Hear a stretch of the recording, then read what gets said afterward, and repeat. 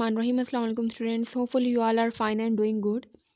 So students, chapter 7 electrochemistry का आज जो हम टॉपिक करेंगे वो है test yourself 7.6 and it's on page number 130 of your textbook. So the question number 1 of test yourself 7.6, what is the difference between corrosion and rusting? Corrosion और rusting दोनों में मेजर क्या डिफरेंस है? So corrosion is a slow and continuous eating away of a metal by surrounding medium. Corrosion एक process है जिसमें metal जो होता है वो स्लोली एंड कंटिन्यूसली जो है वो आहिस्ता आहिस्ता डिस्ट्रॉय हो रहा होता है, डैमेज हो रहा होता है through surrounding medium. Surrounding medium की जो यहाँ पे बात की है इसमें बेसिकली 2 कंडीशंस होती हैं. अगर वो कंडीशंस अवेलेबल हो तो कोरोजन का प्रोसेस होता है. तो सराउंडिंग मीडियम में एक तो एयर आती है जिसमें ऑक्सीजन गैस वो इन्वॉल्व होती है कोरोजन में, और सेकेंडली मॉइस्चर मीन्स के वाटर वेपर्स, नमी जिसे हम कहते हैं, तो उसमें वाटर वेपर प्रेजेंट हो. इन दोनों कंडीशंस की प्रेजेंस में कोरोजन का प्रोसेस होता है और ये एक स्लो और कंटिन्यूस प्रोसेस है. कंटिन्यूस इसलिए मीन्स के ये लगातार होता रहता है तब तक जब तक कि मेटल कम्प्लीटली डिस्ट्रॉय ना हो जाए. Next the term is rusting. So corrosion जो टर्म है ये हम जनरली यूज़ करते हैं तमाम मेटल्स के लिए. जितनी मेटल्स गल जाते हैं उन सब के लिए एक वर्ड यूज़ करते हैं जनरली कोरोजन. और रस्टिंग जो है ये स्पेसिफिकली हम आयरन के लिए, जो लोहा है वो जब उसको जंग लगता है उसको हम रस्टिंग का वर्ड उसके लिए यूज़ करते हैं. Next question is what happens to iron in the rusting process. Rusting process में आयरन के साथ क्या होता है? So in iron rusting, iron is eaten away in a rusting process. Iron जो होता है वो कम्प्लीटली डिस्ट्रॉय हो जाता है, उसको जंग लग जाता है. Next question is rusting completes in how many redox reaction. Rusting का प्रोसेस जो है वो कितने रिडॉक्स रिएक्शन में कंप्लीट होता है? So the rusting completes in 2 redox reactions. Rusting में 2 रिडॉक्स रिएक्शन होती हैं. रिडॉक्स रिएक्शन का मतलब है वो रिएक्शन जिसमें रिडक्शन भी हो रही होती है एट अ टाइम और ऑक्सीडेशन भी हो रही होती है. सो ये दोनों प्रोसेस जब इकट्ठे होते हैं किसी भी केमिकल रिएक्शन में तो उसको हम रिडॉक्स रिएक्शन कहते हैं. रस्टिंग ऑफ आयरन में इस तरह के 2 रिएक्शंस होती हैं. यहाँ पे आपके पास फर्स्ट रिएक्शन है, इसमें आप देखें रिएक्टेंट्स की साइड पे Fe आयरन एटम है, न्यूट्रल फॉर्म में है, ये आयन नहीं है, ये एक एटम है. साथ में ऑक्सीजन O2 है, ऑक्सीजन गैस, जैसे कि हमने कंडीशन में पढ़ा था कि एयर की प्रेजेंस में रस्टिंग का प्रोसेस होता है तो एयर में ऑक्सीजन गैस होती है. तो ये O2 जो है ये एयर से आई.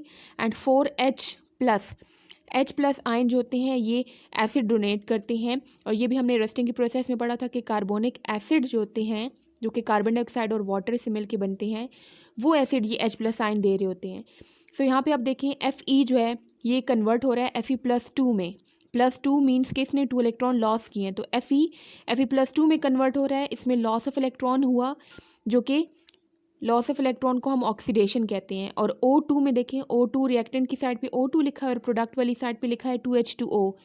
तो इसमें एडिशन हुई है हाइड्रोजन की and this addition of hydrogen is known as reduction. तो इसमें आप देखिए रिडक्शन भी हो रही है और ऑक्सीडेशन भी हो रही है, इसलिए इस रिएक्शन को हम रिडॉक्स रिएक्शन कहते हैं. ये एक रिडॉक्स रिएक्शन है. दूसरा ये रिएक्शन है रिडॉक्स रिएक्शन.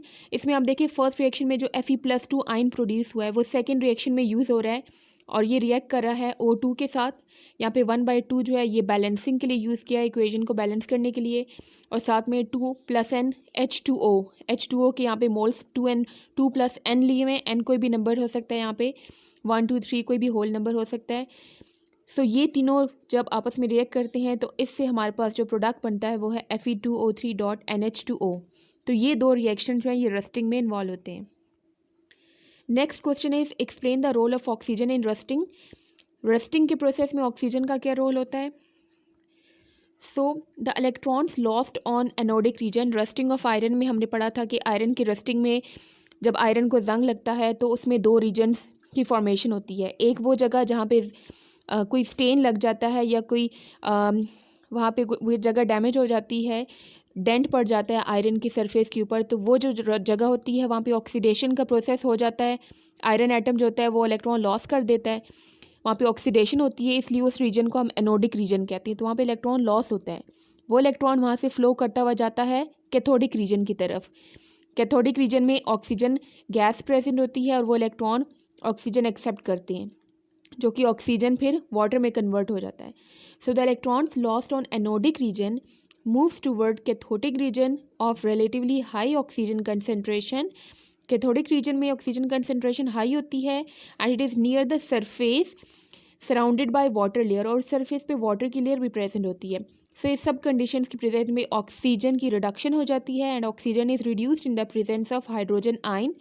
हमने अभी इससे पहले जो क्वेश्चन देखा उसमें भी रिएक्शन में हमने देखा फर्स्ट रिडॉक्स रिएक्शन में O2 जो है वो H2O में कन्वर्ट हो रहा है. तो ये वही रिएक्शन की बात हो रही है कि O2 जो है वो एडिशन ऑफ हाइड्रोजन भी उसमें होता है और loss of electron gain of electron भी होता है और वो रिड्यूस हो जाता है ऑक्सीजन. तो ऑक्सीजन बेसिकली रस्टिंग में इन्वॉल्व होता है.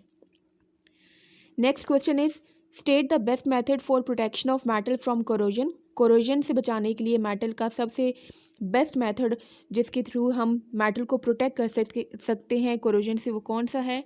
सो बेस्ट मेथड जो है वो इलेक्ट्रोप्लेटिंग है.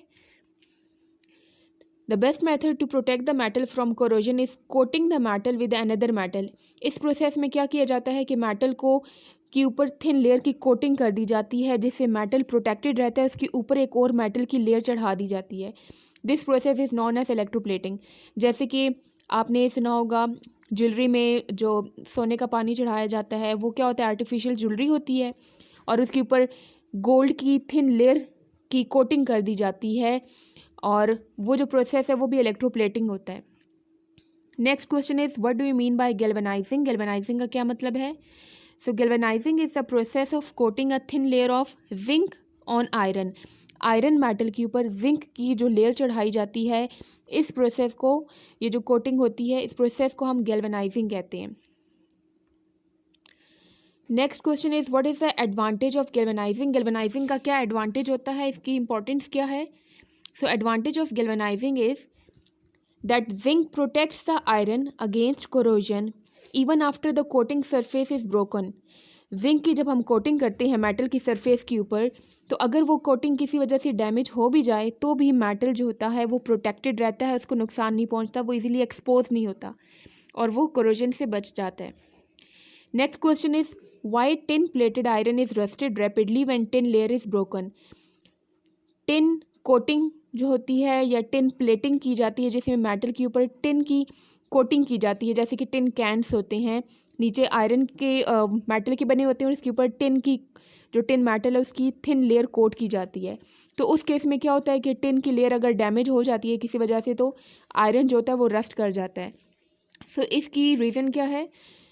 Tin protects iron only if it's protective layer remains intact. Tin तब तक प्रोटेक्शन प्रोवाइड करता है जब तक कि आयरन के ऊपर उसकी लेयर इंटैक्ट रहती है, डैमेज नहीं होती. वंस इट इज़ ब्रोकन, अगर वो किसी वजह से डैमेज हो जाए, ब्रेक हो जाए, so the iron gets expose to air and water. Exposure हो जाता है आयरन का टू एयर एंड वाटर और ये दोनों कंडीशन अगर होंगी तो रस्टिंग का प्रोसेस ऑटोमेटिकली स्टार्ट हो जाएगा because a galvanic cell is establish and iron starts rusting. So next question is name the metal which is used for galvanizing iron. कौन सा मेटल है जिसको हम गैल्वेनाइजिंग ऑफ आयरन में use करते हैं. सो जिंक मेटल है. Galvanizing का जो प्रोसेस है ये एक फिजिकल मेथड है. फिजिकली इसमें कोई इलेक्ट्रिसिटी का इस्तेमाल नहीं किया जाता, फिजिकली मेटल के ऊपर जिंक की कोटिंग की जाती है. सो गैल्वेनाइजिंग में जिंक मेटल का इस्तेमाल किया जाता है. Thank you so much for watching. See you next time.